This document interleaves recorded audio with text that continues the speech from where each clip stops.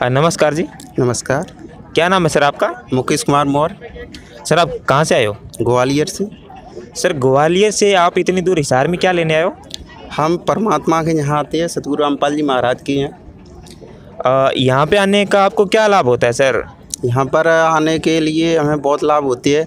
जैसे जगत वाले तीर्थ यात्रा वगैरह पे जाते हैं, तो ऐसे हम अपने परमात्मा पे पेशी करने के लिए आते हैं।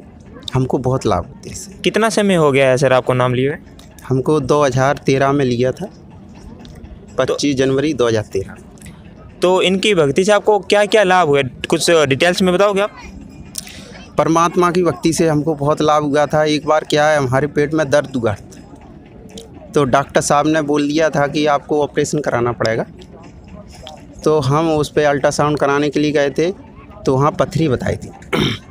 फिर उसके बाद फिर दवाई वगैरह खा ली थी, तो दर्द हमारा थोड़ा बंद हो गया था। फिर 2-3 महीने बाद जैसे ठंड का मौसम था, ठंड का मौसम आ गया था, तो फिर दर्द फिर अचानक ऐसा उठा था बहुत ज़्यादा ही। फिर हमने परमात्मा से अर्ज करी, हे मालिक मुझे बचाओ, नहीं तो जी जगत वाले हमारी आपकी हंसी करेंगे, हमारी करते रहे तो कोई दिक्कत नहीं है, आपकी हंसी करेंगे। हमारे जो रिश्तेदार भी है, समाज के भी है और जगत वाले हैं, वो आपकी बुराई करेंगे। यदि आपका भगत या आपका कुत्ता यदि कुछ भी हो गया तो परमात्मा ने हमको उसी रात 4 बजे के टाइम पे सुबह दर्शन दिए और उन्होंने कि बेटा तू डटा रहा, तू जगत वाले की किसी की बात में मत आ, तुझे मैंने जैसे साधना बताई है उसी हिसाब से आप साधना करते रहो, आप ठीक हो जाओगे। सुबह ही हम जैसे ही उठ करके उसके बाद फिर मैंने परमात्मा की आरती लगाई। आरती लगाने के बाद जैसे ही हम पेशाब करने के लिए गए, उसके बाद तैसे पेशाब की रास्ता से ऐसा जो पत्थर का जैसे कंकड़ होता है गुरुखरी का, ऐसा कांटेदार वो छिदता था, तो उससे क्या दर्द होता था, तो वो गांठ जैसे निकल गई। तो फिर मैंने डॉक्टर को बताई, हम भी नहीं जानते थे वो क्या चीज़ है। तो डॉक्टर को बताई, मैंने कि बेटा जी पथरी है, तेरा ऑपरेशन होता था जी, बच गया तू। तब से आज तक कम से कम ये 2014 की बात है करीब, 2014 से आज हमारे बिल्कुल भी दर्द नहीं होता, ये बैठे साचा। तो सर आप बता रहे हो कि आपकी पथरी की जो बीमारी थी वो बिना किसी ऑपरेशन के ठीक हो गई है। तो संत रामपाल जी महाराज की शरण में आने से और क्या क्या लाभ हुआ आपको? संत परमात्मा के शरण में आने से हमें बहुत लाभ हुए। कई बार तो 2 बार तो कुत्ते से काटने से बच गए।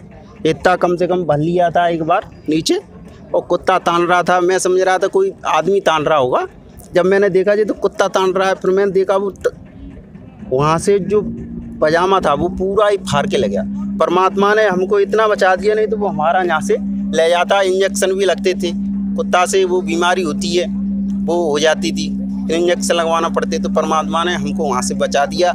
एक बार हम आश्रम जा रहे थे, तो हमको हमारे बच्चे को दोनों को कुत्ते से बचाया।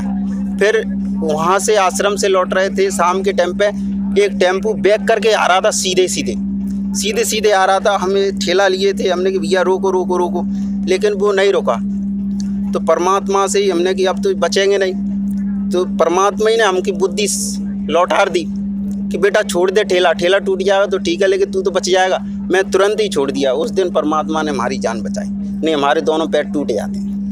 सर हम जितने भी संत रामपाल जी महाराज के अनुयायियों का इंटरव्यू लेते हैं तो वो ज़्यादातर ज्ञान की बात करते हैं। संत रामपाल जी महाराज ऐसा क्या ज्ञान बताते हैं सर? हमारे गुरुजी परमात्मा शास्त्र के अनुसार ज्ञान बताते हैं, जो शास्त्रों में प्रमाणित बताते हैं। वेद शास्त्र में जो लिखा है पूर्ण परमात्मा कभी साफ बताया है।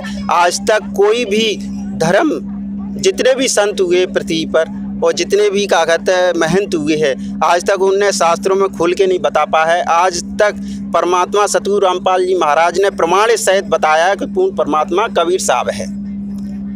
तो जैसे कि आपको बीमारी थी वो भी ठीक हो गई, तो समाज में देखते हैं कि बहुत सारे लोग बीमारी से पीड़ित है, कैंसर जैसी भयानक बीमारियों से पीड़ित है। तो अगर वो भी ऐसे संत रामपाल जी महाराज की शरण में आके अगर इलाज करवाना चाहे तो वो कैसे नाम दीक्षा प्राप्त कर सकते हैं? वो क्या है, परमात्मा ने सभी जगह जैसे जिला वाई जिला, संभाग वाई संभाग में जो केंद्र बना दिए, जो आश्रम बने हुए हैं, वहाँ जो नज़दीकी नाम दीक्षा केंद्र है वहाँ पर जा कर के दीक्षा ले सकते हैं। और जो परमात्मा मर्यादा अनुसार जो बताते हैं, शास्त्र के अनुसार दीक्षा देते, फिर उस हिसाब से परमात्मा की मर्यादा में रह करके भक्ति करो तो उनको भी लाभ होंगे। धन्यवाद। सबसे बड़ा था उद्देश्य परमात्मा का ये पता चला है, परमात्मा का जन्म, मनुष्य जन्म का उद्देश्य क्या है, हम कहाँ के रहने वाले थे और यहाँ हम कैसे फंसे हैं, हम अपने निज घर में कैसे जाएंगे, वो हमारे परमात्मा प्रमाण सहित बताते हैं।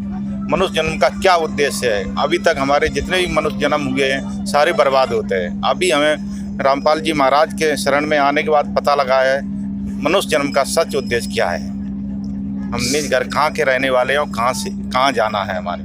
धन्यवाद सर। साहब।